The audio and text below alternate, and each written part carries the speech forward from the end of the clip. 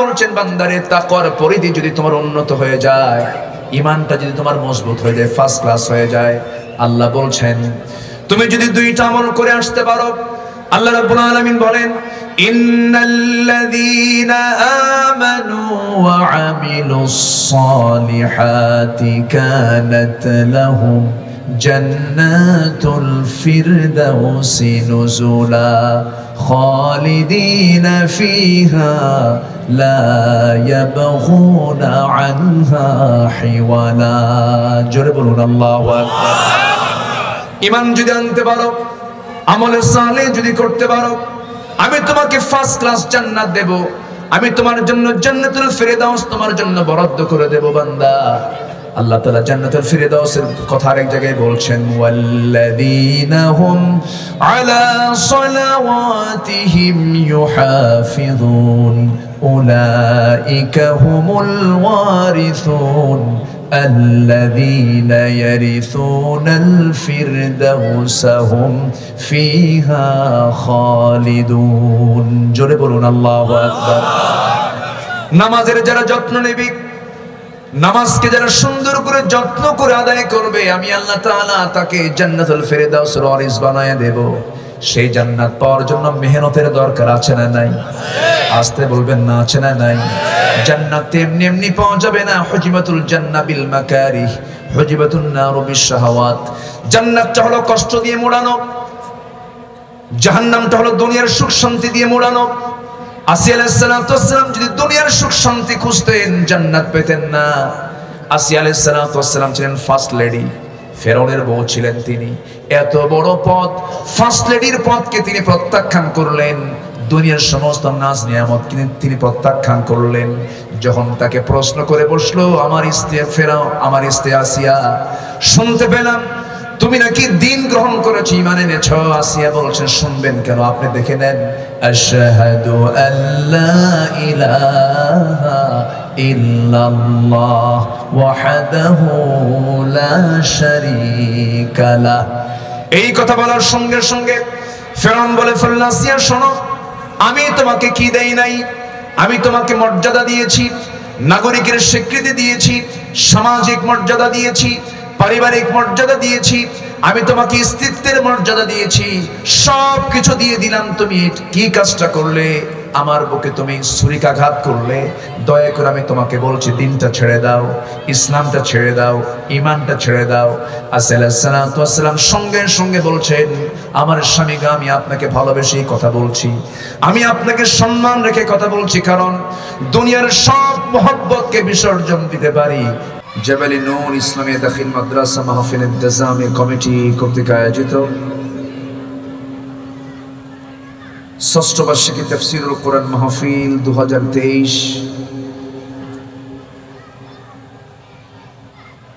মহৎ আয়োজনের সম্মানিত সুযোগ্য সভাপতি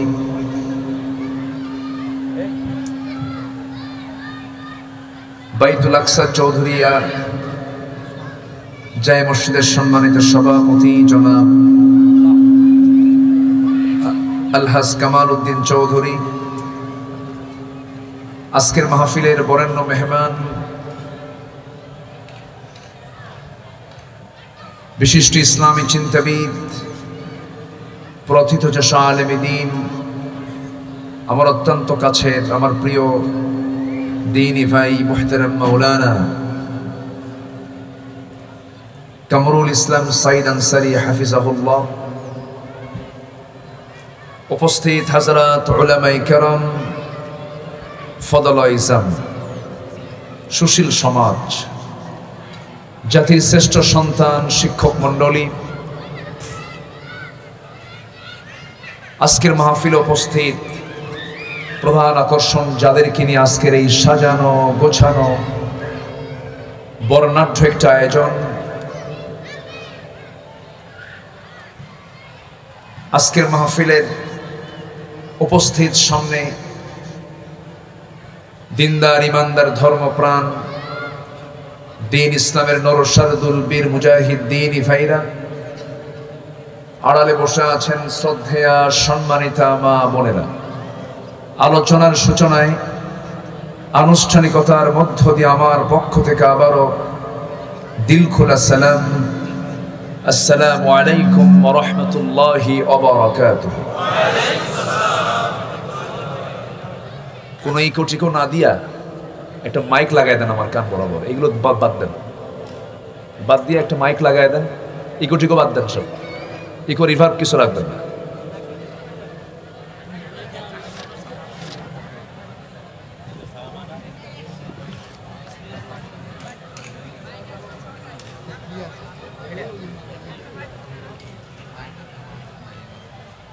সম্মানিত ভাইরা সবাই কেমন আছেন? আমাকে প্রশ্ন করলেন, আল্লাহ তাআলা আমাকে আপনার কাতারেই রেখেছেন, বলি আলহামদুলিল্লাহ।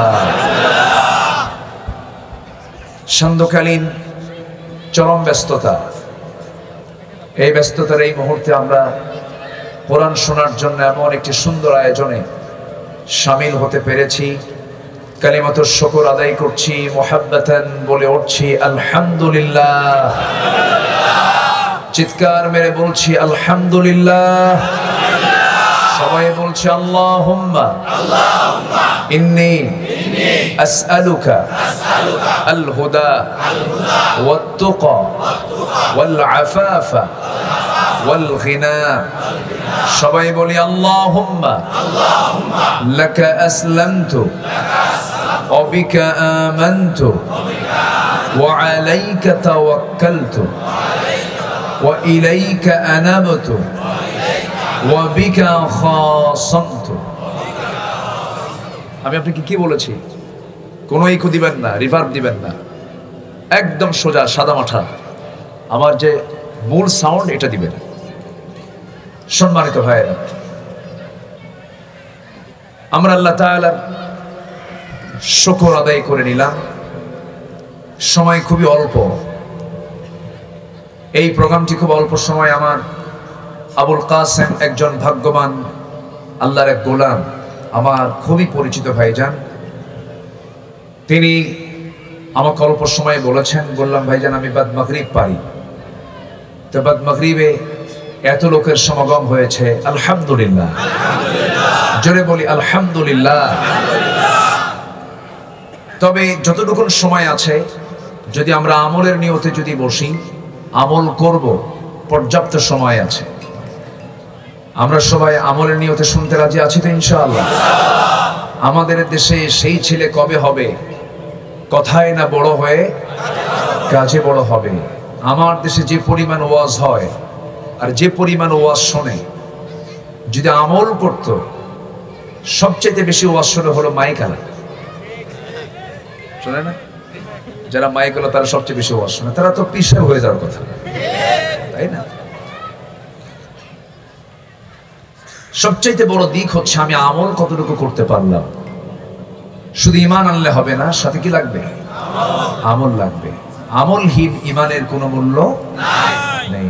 আমল থাকতে হবে, ঈমানও থাকতে হবে। তাহলে আমরা ঈমান এনেছি, আমরা শুনতে যারা এসেছে, আমরা আমলের নিয়তে শুনবো। জোরে বলি ইনশাআল্লাহ। আমরা যে কিতাব নিয়ে বসেছি, এই কিতাব আসমানি কিতাব। আসমান থেকে যেটা আসে সেটাই স্পেশাল। ধরুন আসমান থেকে যে বৃষ্টি আসে, আর দুনিয়ার এই চায়না মেশিন দিয়ে যায় পানিটা তোলা হয় সেচ দেওয়ার জন্য, ওই পানি আর আসমান থেকে নাজিল হওয়া পানি, বৃষ্টির পানি তফাৎ আছে না নাই?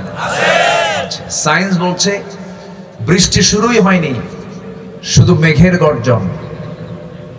প্রতিটি মেঘের গর্জনে লক্ষ লক্ষ মেট্রিক টন ইউরিয়ার কাজ করে জমিন।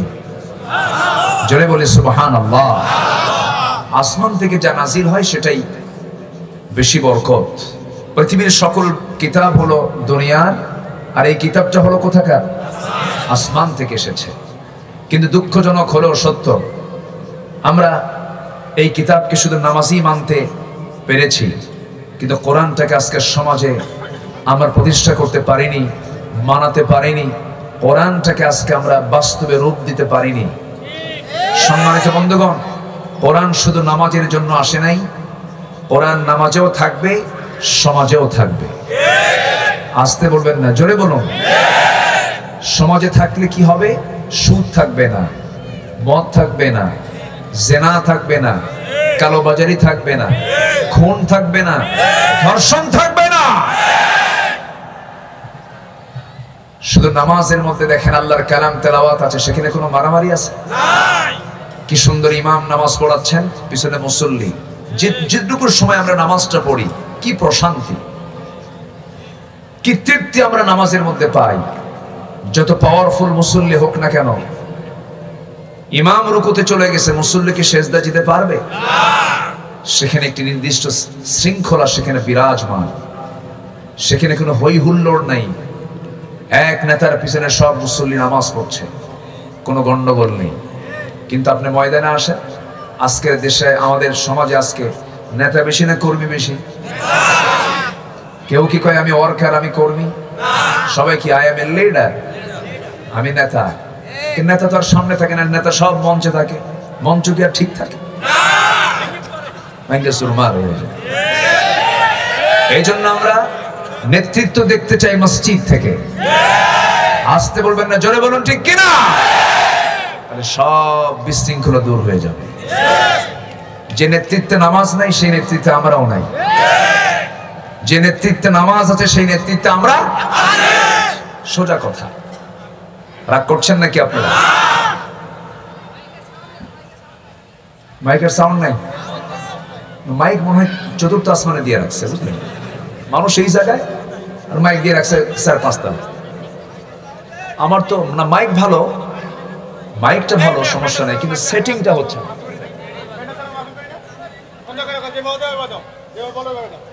শ্রোতার কানে তো দিতে হবে, তাই না?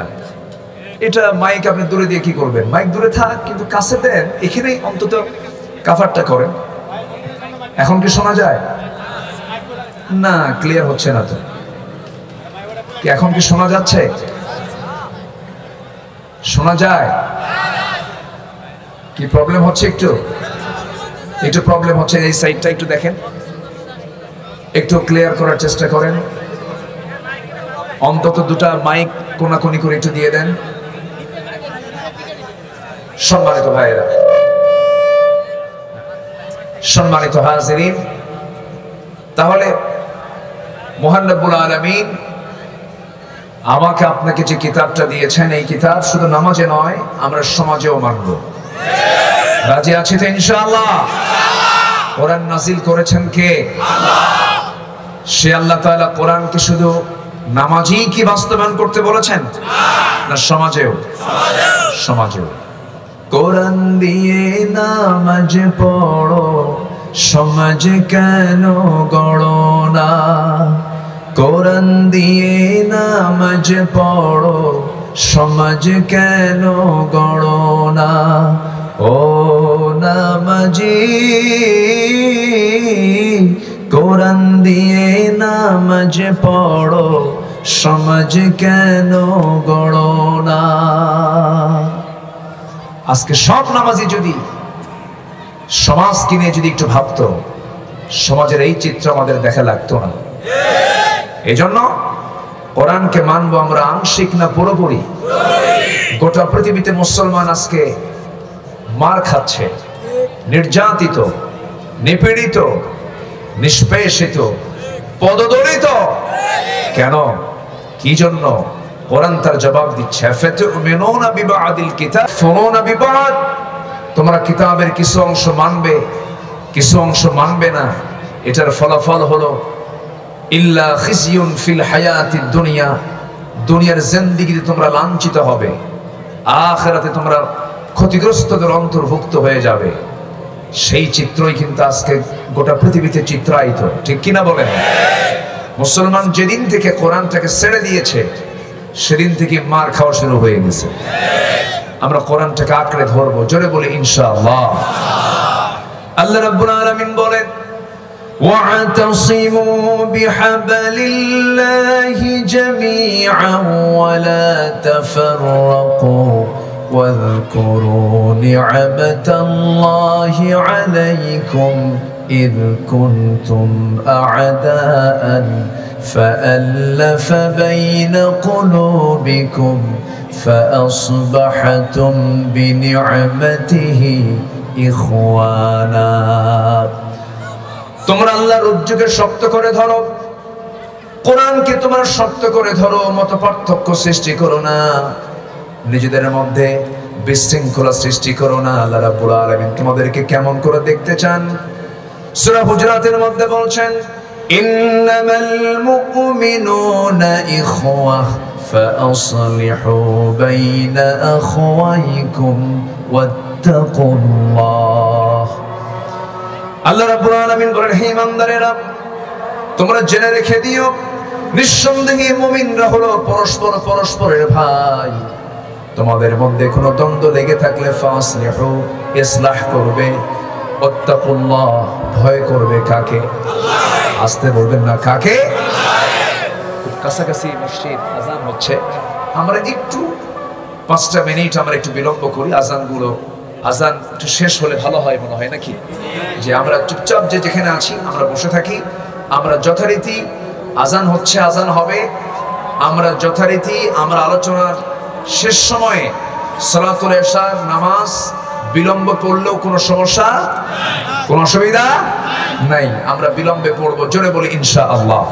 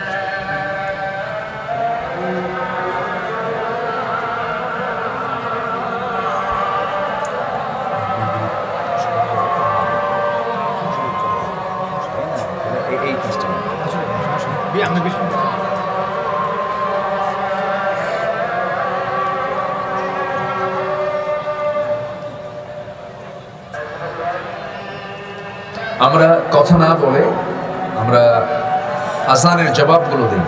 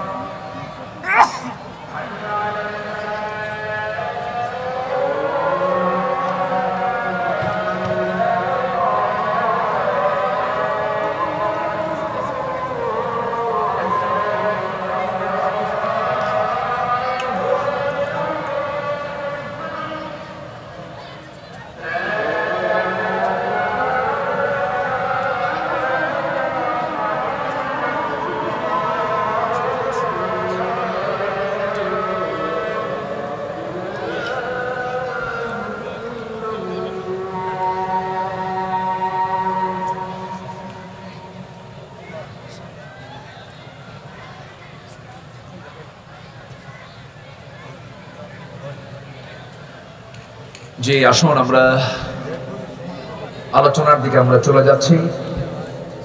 মেহেরবানি করে যে যেখানে আছি আমরা বসে পড়ি। কোরআনের মাহফিলের শৃঙ্খলা রক্ষার দায়িত্ব একার না সবার? একার না সবার?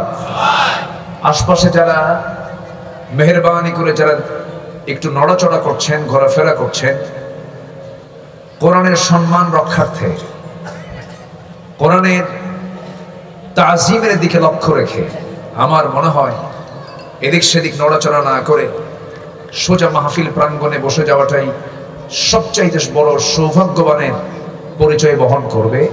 মেহেরবানি করে যে যেখানে আছি আমরা বসে পড়ি। আমি আবার মূল আলোচনার দিকে ধীরে ধীরে চলে যাচ্ছি। নামাজ কেন্দ্রিক সালাতুল ইশা নিয়ে আমাদের কোনো চিন্তা নেই, আমরা যত সময়ে পড়ব জোরে বলি ইনশাআল্লাহ, জোরে বলি ইনশাআল্লাহ।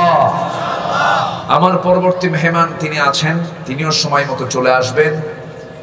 অনেক সুন্দর তিনি আলোচনা উপস্থাপন করবেন আপনাদের মাঝে, জোরে বলি ইনশাআল্লাহ। সম্মানিত ভাইয়েরা, আমি আলোচনার সূচনায় সূরাতুশ শুরা থেকে মাঝামাঝি 37, 38, 39, 40 আমি 3টা আয়াতে কারিমা, 4টি আয়াতে কারিমা আমি তেলাওয়াত করেছি। এই আয়াতগুলোকে সামনে রেখে পরিপূর্ণ ব্যাখ্যা না দিতে পারলেও আক্ষরিকভাবে শাব্দিকভাবে কিছু কথা আমি বোঝানোর চেষ্টা করছি আমার এই ক্ষুদ্র মেধা দিয়ে। আল্লাহ তাআলা আমাকে সেই জাতীয় ইলম দেননি। এখানে অনেকে এরকম বসে আছেন আমাকে পড়াতে পারবেন। আল্লাহর এই নগণ্য গোলাম যেন সেই কথাগুলো যেন আমার মুখ থেকে বের করে দেন, যে কথাগুলো এই জাতির জন্য এই সময়ে খুবই জরুরি। আল্লাহ কবুল করুন, জোরে বলি আল্লাহুম্মা আমিন। সম্মানিত ভাইয়েরা, আমরা এই দুনিয়াতে একটি নির্দিষ্ট টাইম নিয়ে এসেছি, আমরা চলে যাব। চলে যাওয়ার সময় যখন হবে 1 সেকেন্ড আগেও যাওয়া হবে না, 1 সেকেন্ড পরেও যাওয়া হবে না। লা ইস্তাখিরুনা সাআতান ওয়ালা ইস্তাকদিমুন। 1 সেকেন্ড আগেও যাব না, 1 সেকেন্ড পরেও যাব না। সময় মতো আমাকে যেতে হবে। কার নির্দেশে? আল্লাহ। আসতে বলবেন না, কার নির্দেশে? আল্লাহ। দাদা গেছে, দাদি গেছে, নানা গেছে, নানি গেছে, পূর্ব পুরুষ যারা ছিলেন আমাদের আত্মীয় স্বজন তারাও চলে গেছে, নবী রাসূলরাও চলে গেছেন। ওয়া মুহাম্মাদুন ইল্লা রাসূল ক্বাদ খালাত মিন ক্বাবলিহির রাসূল। পৃথিবীতে কোনো নবী রাসূলও বেঁচে নাই, সবাই দুনিয়া থেকে বিদায় নিয়েছেন। ঠিক একই কায়দায় আমাকেও আপনাকেও দুনিয়া থেকে বিদায় নিতে হবে। কিন্তু একটা চ্যালেঞ্জ হলো, এই দুনিয়া থেকে বিদায় নেওয়ার পর আমাদের পুরস্কার নিতে হবে আল্লাহর কাছ থেকে। সেই পুরস্কারটা নিতে হবে আল্লাহর কাছ থেকে। সেই পুরস্কার হবে 2 রকম। একটা হলো বান্দার জন্য অত্যন্ত বড় একটা পুরস্কার, বান্দার কল্যাণ বয়ে আনবে। বান্দার হাতে আল্লাহ তাআলা জান্নাত নামক বড় একটা নিয়ামত তুলে দিবেন। জোরে বলি সুবহানাল্লাহ। আবার আরেকটি পুরস্কারই বলবো আমি, খারাপ কাজের যে পুরস্কার, এটাও আল্লাহ তাআলা বান্দার হাতে তুলে দিবেন। সেটা হলো জান্নাত না জাহান্নাম? জান্নাত না জাহান্নাম? জাহান্নাম। জাহান্নামও আমরা দেখি নাই, জান্নাতও আমরা দেখি নাই, কিন্তু দুনিয়াতে বসেই যদি কেউ জান্নাত এবং জাহান্নামের দৃশ্যটা যদি অবলোকন করতে চায়, কোরআন নামক আয়নায় চোখ রাখলে জান্নাত জাহান্নামের দৃশ্য বান্দা দুনিয়াতে বসেই দেখতে পায়। হয়তো বলবেন হুজুর এটা কেমনে সম্ভব? হ্যাঁ সম্ভব। কোরআনটাকে যে যত বেশি দখল করতে পারবে সে আল্লাহর তত নৈকট্য হাসিল করতে পারবে। কোরআনটাকে যে যত বেশি জানবে তার চোখ থেকে তত বেশি পানি ঝরবে। কোরআনটাকে যে বান্দা যত বেশি বুঝবে আখিরাতের প্রতি তার বিশ্বাস তত গাঢ় হয়ে যাবে। সম্মানিত ভাইয়েরা, সম্মানিত বন্ধুগণ, সামনে দোরগোড়ায় মাহে রমজান। এই তো মাত্র 2 সপ্তাহ পর মাহে রমজানকে আমরা পেয়ে যাচ্ছি। কারো জীবনে 50 বছর, কারো জীবনে 30 বছর, কারো জীবনে 20 বছর মাহে রমজান আসলো। যদি আমি এখানে প্রশ্ন করি, যারা বসে আছেন, মুসলমান কারা কারা সবার হাত উঠবে, ইমানদার কারা কারা সবার হাত উঠবে। কিন্তু যদি বলি যে কোরআনটাকে সহি করে, অর্থবাদ কোরআনটাকে সহি করে সুন্দর করে পড়তে পারেন কয়জন? সবার হাত কি উঠবে? আসতে বলে সবার হাত কি উঠবে?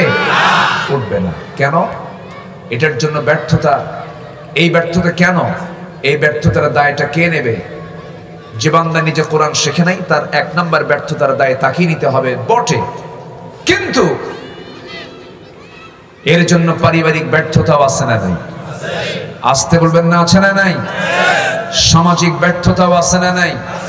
আছে। শিক্ষা ডিপার্টমেন্টের আসতে বলে, আসতে বলবেন না, আছে না নাই? আজ থেকে কতদিন আগে এই উপমহাদেশ শাসন করে গেছে ব্রিটিশরা। আমরা ব্রিটিশ বিরোধী আন্দোলন করেছি, সংগ্রাম করেছি, আমরা স্বাধীন হয়েছি, ব্রিটিশদেরকে আমরা তাড়াইছি, কিন্তু ব্রিটিশদের রেখে যাওয়া আইন কানুন এখনো আছে না নাই? Europe, America, Britain, London, America, Russia, এই এলাকার মানুষগুলো যখন রাস্তায় যখন চলে গাড়ি নিয়ে অথবা হাঁটে, তারা গাড়ি নিয়ে চলে হলো ডান দিকে, আর আমাদেরকে চালায় কোন দিকে? বাম দিকে। আল্লাহ তাআলা চলতে বলেছেন কোন দিকে? ওরা চলে কোন দিকে?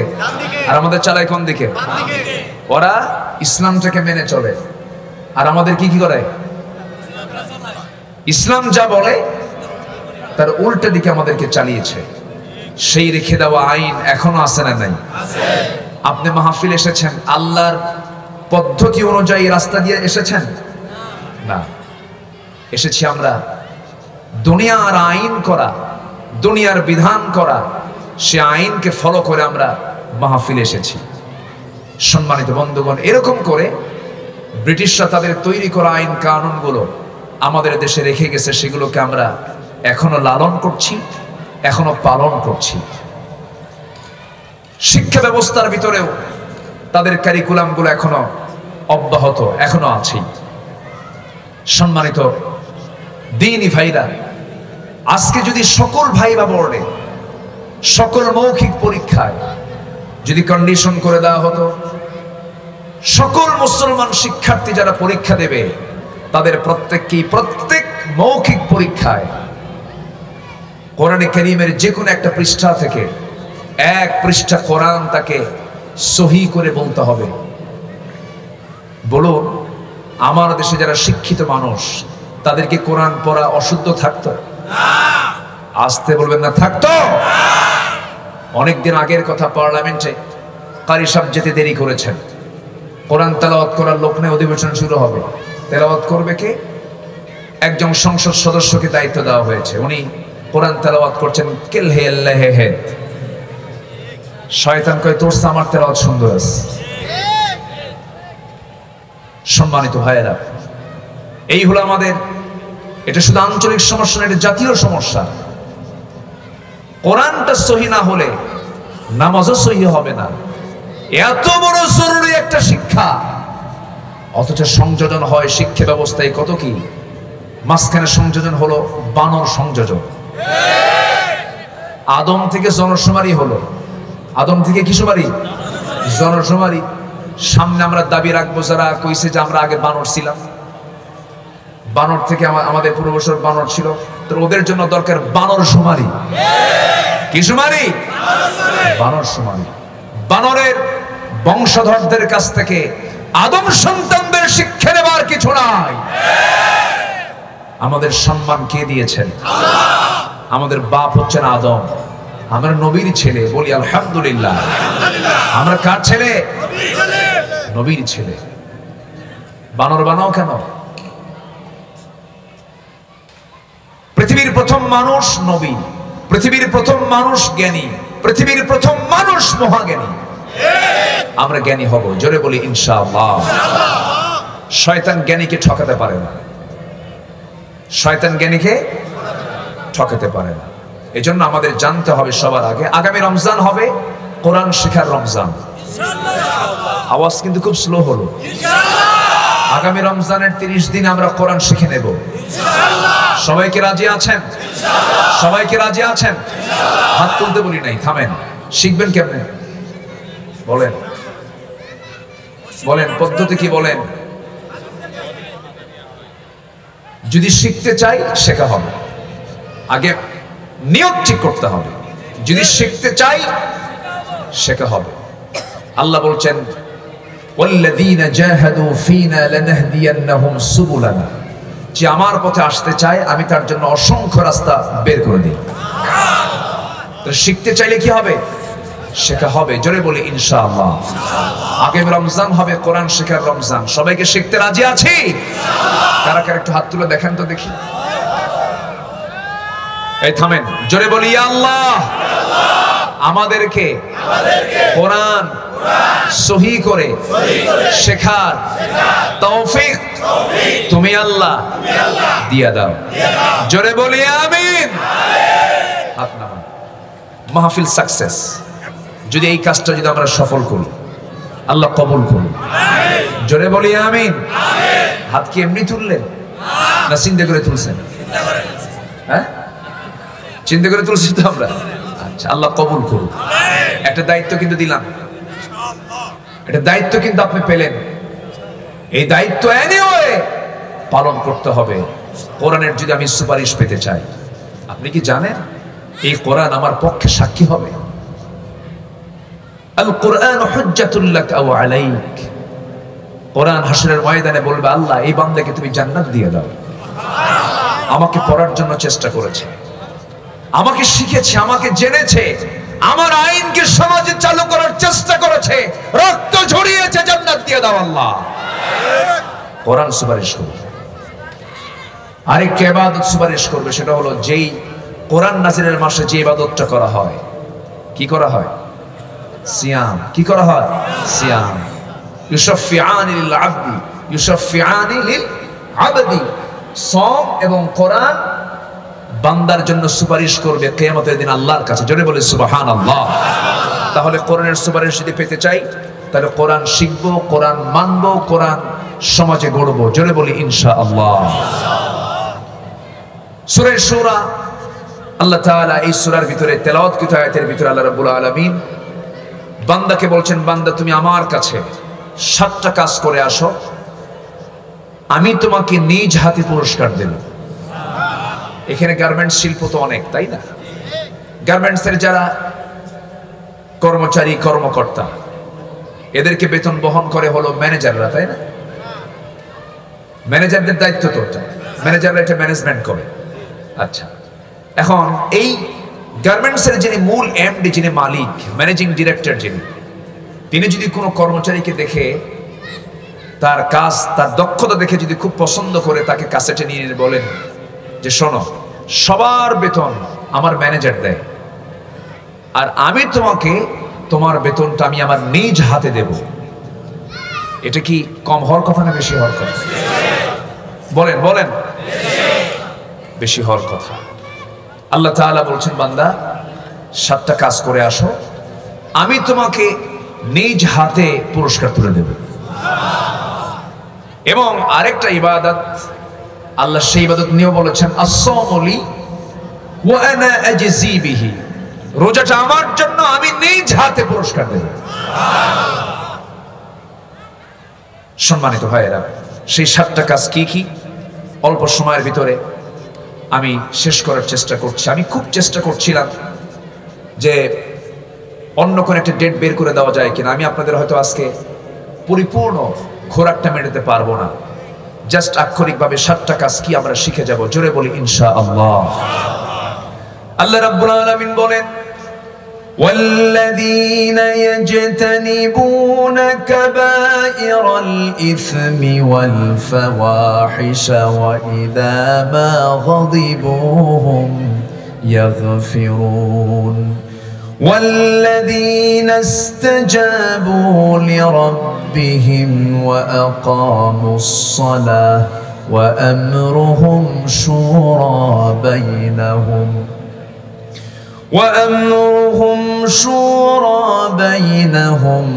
ومما رزقناهم ينفقون جربون الله أكبر আল্লাহ রাব্বুল আলামিন বলেন, যে সমস্ত বান্দারা ইয়াজতানিবুনা কাবাইরাল ইসমি, যারা বড় বড় গুনাহগুলো থেকে নিজেকে বিরত রাখবে, যারা পাপকে নিয়ন্ত্রণ করবে, বড় বড় গুনাহ থেকে নিজের জীবনকে পরহেজ রাখবে।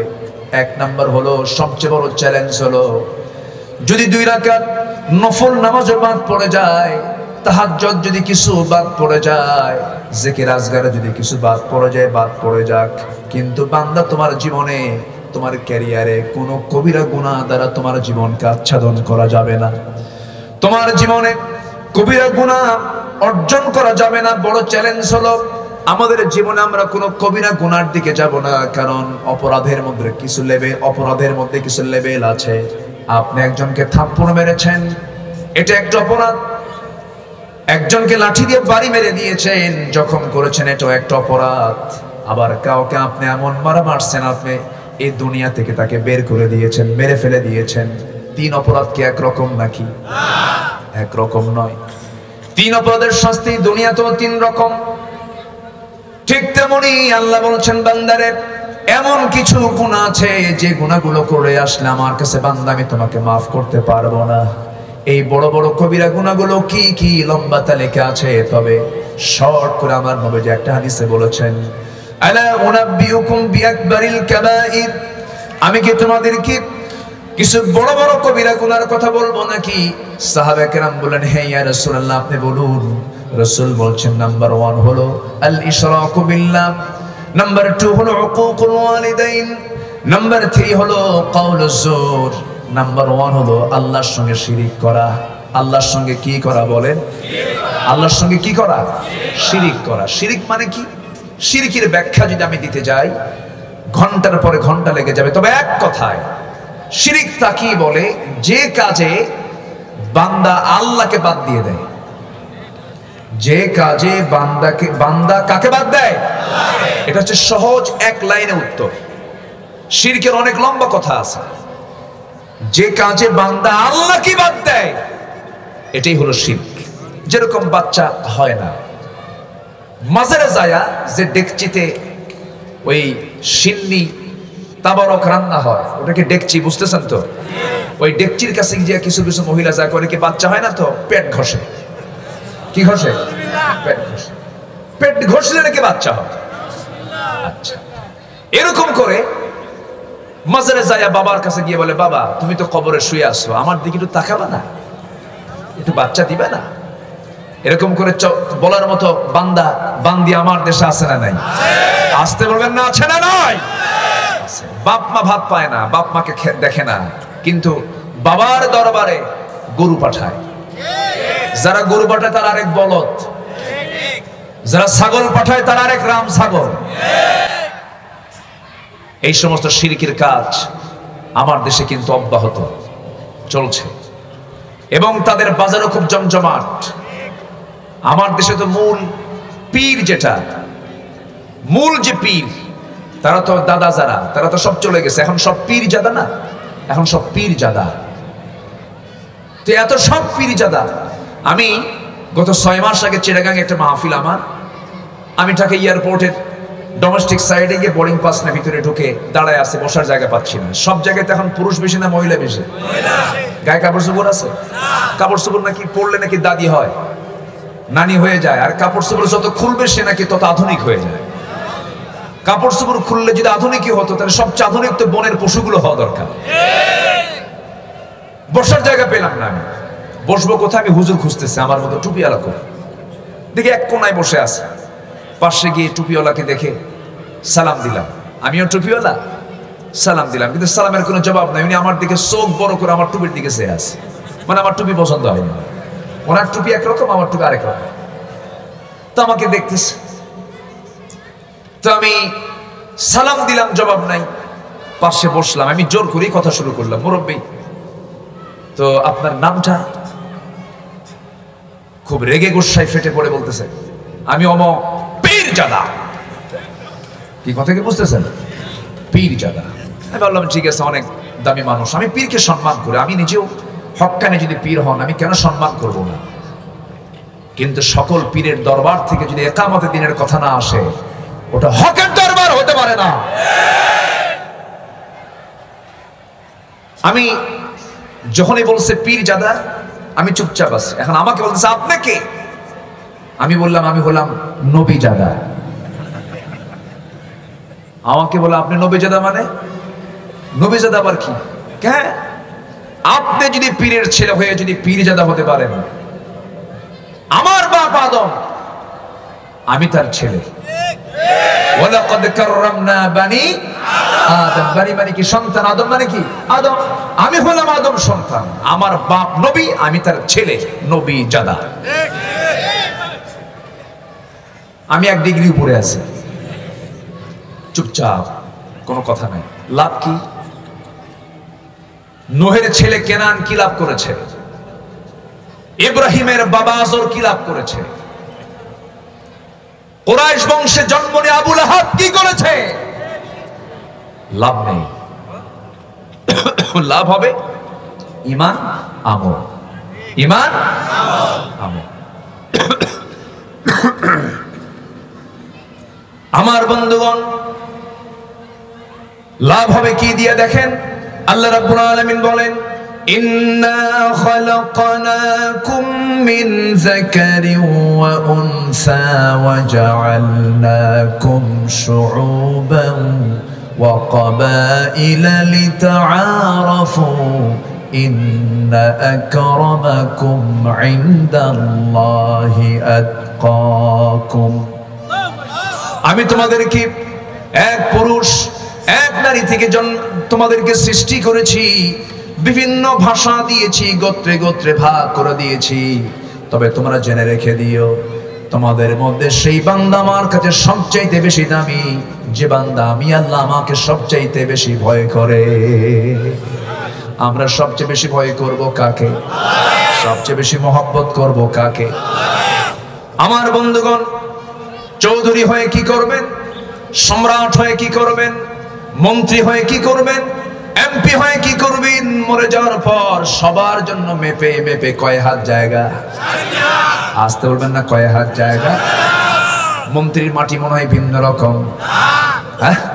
সবার মাটি কি একরকম?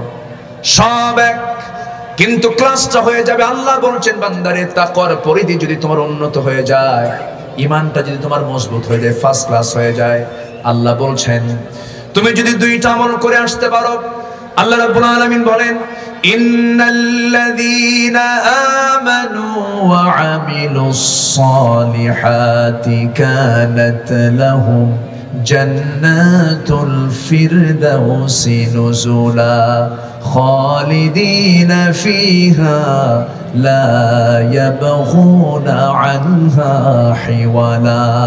জোরে বলুন আল্লাহু আকবার।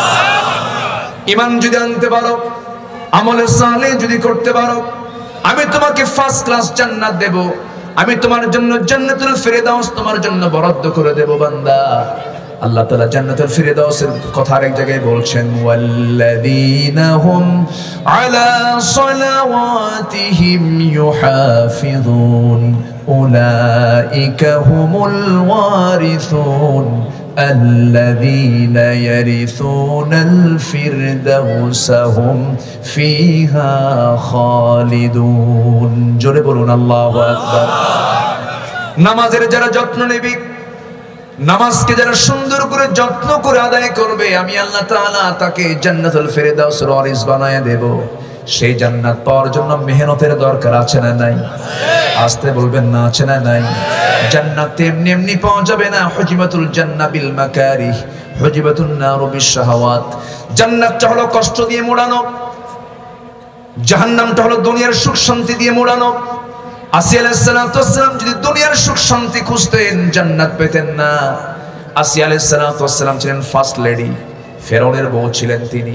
এত বড় পদ, ফার্স্ট লেডির পদকে তিনি প্রত্যাখ্যান করলেন, দুনিয়ার সমস্ত নাজ নিয়ামত তিনি প্রত্যাখ্যান করলেন। যখন তাকে প্রশ্ন করে বসলো, আমার স্ত্রী ফেরাও, আমার স্ত্রী আসিয়া, শুনতে পেলাম তুমি নাকি দিন গ্রহণ করেছো, ঈমান এনেছো। আসিয়া বলছেন, শুনবেন কেন, আপনি দেখে নেন। আশহাদু আল্লা ইলাহা ইল্লাল্লাহ ওয়াহদাহু লা শারীকা লাহ। এই কথা বলার সঙ্গে সঙ্গে ফেরাউন বলে ফেলল, আসিয়া শোনো, আমি তোমাকে কি দেই নাই? আমি তোমাকে মর্যাদা দিয়েছি, নাগরিকের স্বীকৃতি দিয়েছি, সামাজিক মর্যাদা দিয়েছি, পারিবারিক মর্যাদা দিয়েছি, আমি তোমাকে স্ত্রীত্বের মর্যাদা দিয়েছি, সব কিছু দিয়ে দিলাম। তুমি কি কাজটা করলে? আমার বুকে তুমি ছুরিকাঘাত করলে, দয়া করে আমি তোমাকে বলছি দিনটা ছেড়ে দাও, ইসলামটা ছেড়ে দাও, ইমানটা ছেড়ে দাও। আসসালাম সঙ্গে সঙ্গে বলছেন, আমার স্বামী গো, আমি আপনাকে ভালোবেসেই কথা বলছি, আমি আপনাকে সম্মান রেখে কথা বলছি, কারণ দুনিয়ার সব মহব্বতকে বিসর্জন দিতে পারি, কিন্তু আল্লাহর মহব্বতকে বিসর্জন দেব না, কারণ আমার আল্লাহ আমাকে জান্নাত দিতে চান। যেরকম সুবহানাল্লাহ। আমরা কাকে পেতে চাই? সামান্য দুনিয়ার একটা পদের লোভে ইসলাম ছাড়ে। আসতে বলবেন না, আছে না নয়? ওরা আবার বলে আমরাও তো কোরআন পড়ি, আমরাও তাহাজ্জুদ পড়ি, আছে না নয়? ওরা কোরআন বুঝে ওই কানার মতো। এক কানা গেছে মসজিদে নামাজ পড়তে মাগরিবের, তো মাগরিবের আগে আজানের আগে ওই কানা ইমাম সাহেবের সঙ্গে কথা বলতে বলতে হঠাৎ করে লাগছে চরম তর্ক বিতর্ক, বাক বিতণ্ডা। আজান শুরু হয়ে গেছে, নামাজের মধ্যে ইমাম সাহেব আর কাম পায় না, সূরা ফাতিহার পরে এমন একটা আয়াত বলছে যে আয়াতের অংশ হলো ওয়া কানা মিনাল কাফিরিন। কানা মনে মনে চিন্তা করে, কিছুক্ষণ আগে গন্ডগোল হলো, নামাজের মধ্যে ফতোয়া জারি হলো, আমি কানা কাফের। কিছু বলে নাই, রাগে গোসায় ফেটে পড়ে বাড়িতে ফিরে আসছে। পরের দিন আবার গেছে নামাজ পড়তে মাগরিবে। এদিকে ইমাম যিনি, তার আবার একটা পা হলো খাটো, ন্যাংরা সাইজের। ইমাম সাহেব আগের সন্ধ্যায় যে সূরা কইছে, পরের দিন সন্ধ্যার সেই সূরায়, পছন্দের সূরা থাকে তো কিছু, ঘন ঘন পড়ে।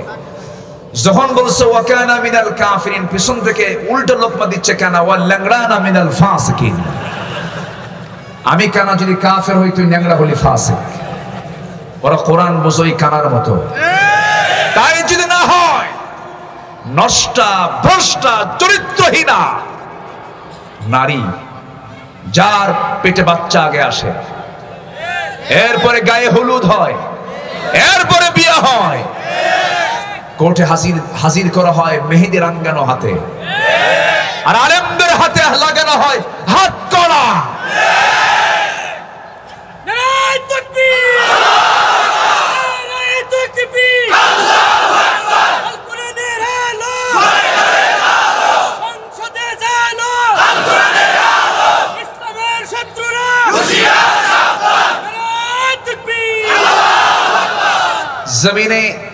জমিনে গজব কখন আসে?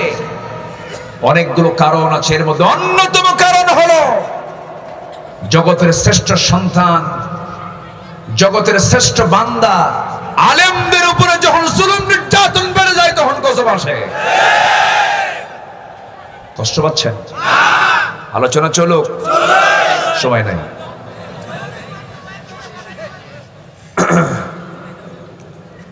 সম্মানিত ভাইয়েরা, এক নম্বর চ্যালেঞ্জ হলো আমরা পাপ করব না। কিন্তু পাপ হবে না, আস্তে আস্তে কর, পাপ হবে না, পাপ তো হয়ে যায়, কিন্তু পাপের ভিতরে ক্লাস আছে। শিরকের গুনাহ করা যাবে না, বাবা মার সঙ্গে হুকুকুল ওয়ালিদাইন, বাবা মার সাথে নাফরমানি করা যাবে না। এগুলো ক্ষমার অযোগ্য অপরাধ, ক্ষমার অযোগ্য অপরাধ। কওলুজ জুর, বেহুদা কোনো কথা মুখ থেকে বের করা যাবে না। দলিল লেখক যখন দলিল লেখে, সে কি বেখিয়ালে লেখে না খেয়াল করে লেখে? যদি দাগ নাম্বার ভুল হয়, দলিল বাতিল।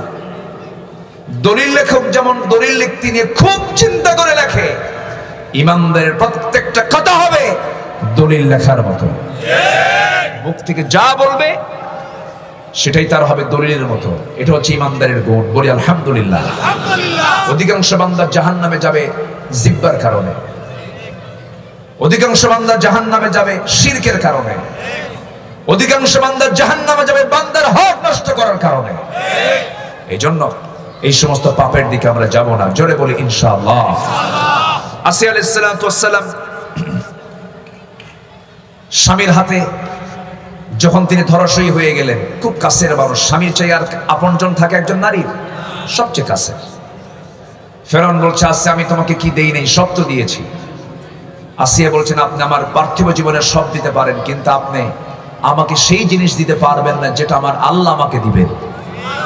জোরে বলি সুবহানাল্লাহ। যেটা আমার আল্লাহ দিবেন সেটা আপনি দিতে পারবেন না। ফেরাউন বলছে, আসিয়া সিদ্ধান্ত চূড়ান্ত হয়ে গেছে, আমি তোমাকে দুনিয়া থেকে বিদায় করে দেব, হত্যা করে ফেলবে, এখনো সময় আছে, তুমি কি করবে বলো?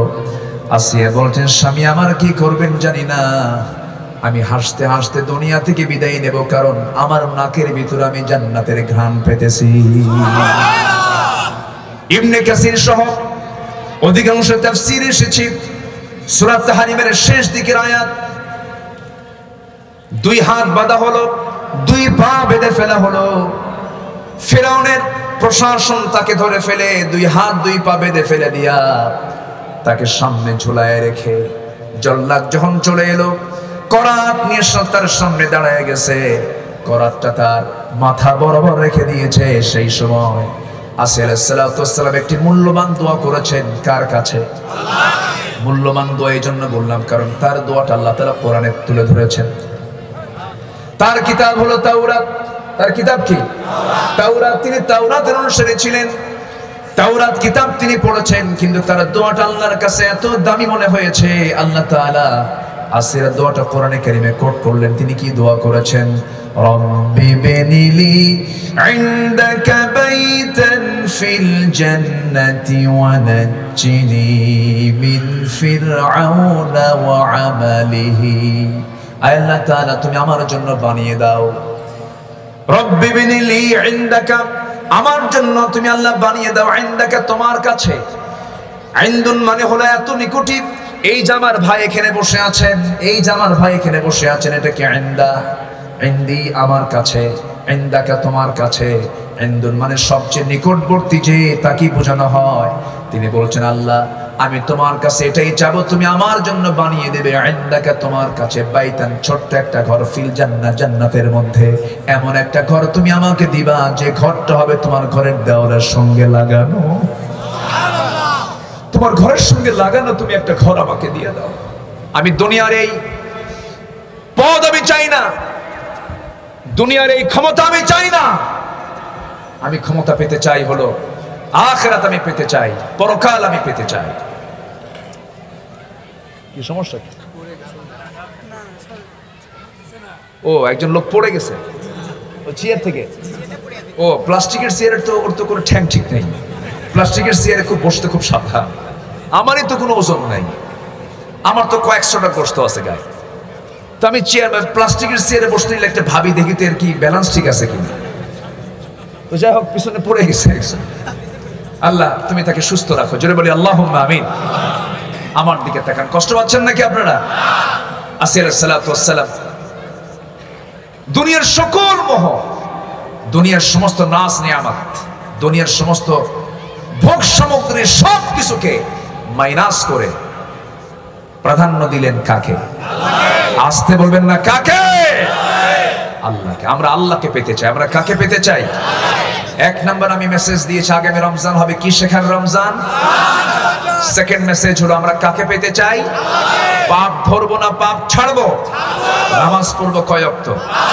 হাত তুলে দেখান, জোরে বলি ইয়া আল্লাহ ইয়া রহমান।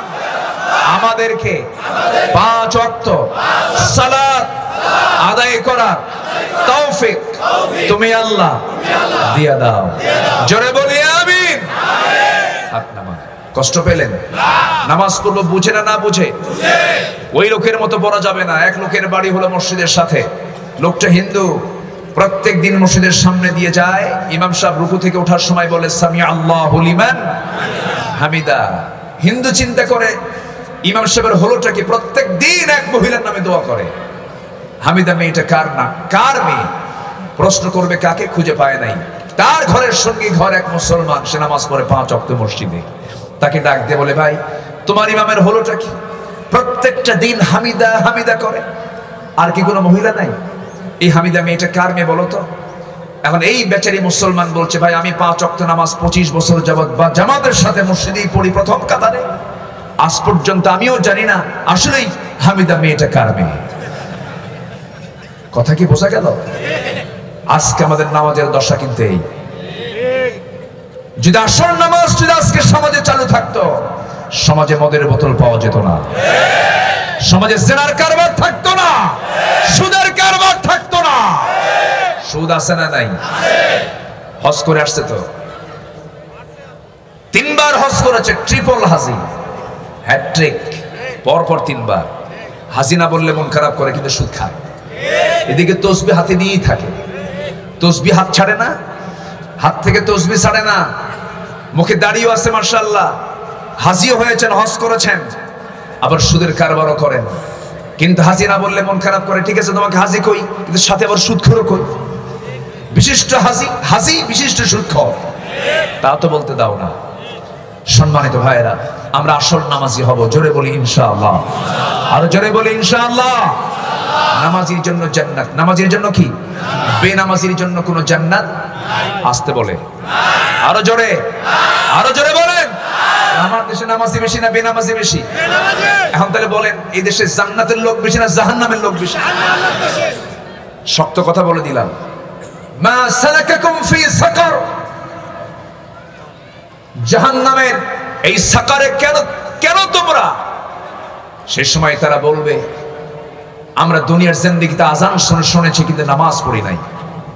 আমাদের এক নাম্বার কন্ডিশন হবে জাহান্নামে যাওয়ার, সেটা হলো যদি আমরা নামাজ না পড়ি। সবাই কি নামাজ পড়তে রাজি আছি? জোরে বলি ইনশাআল্লাহ। নামাজ পড়লে আল্লাহ তাআলা কি সুন্দর জান্নাত দিবেন। সেই জান্নাত কি এই 3-4 মাইল দূরে? জান্নাতটা হলো সেই জায়গায়, যে জায়গায় জান্নাত পাওয়ার জন্য দোয়া করেছেন আসিয়া আলাইহিস সালাতু ওয়াস সালাম। আরশ আজিমের আশেপাশে আল্লাহ তাআলা বান্দাকে জান্নাত দিবেন। জোরে বলেন সুবহানাল্লাহ। আরশ আজিম কোথায়? কোথায়? প্লেনে যাওয়া যাবে তো নাকি? ফ্লাইটে যাওয়া যাবে না? বিশাল আকাশ, এরপর আরেকটা আকাশ, সাবআ সামাওয়াত, 7 আকাশের উপরে আল্লাহ তাআলার আরশ আজিম।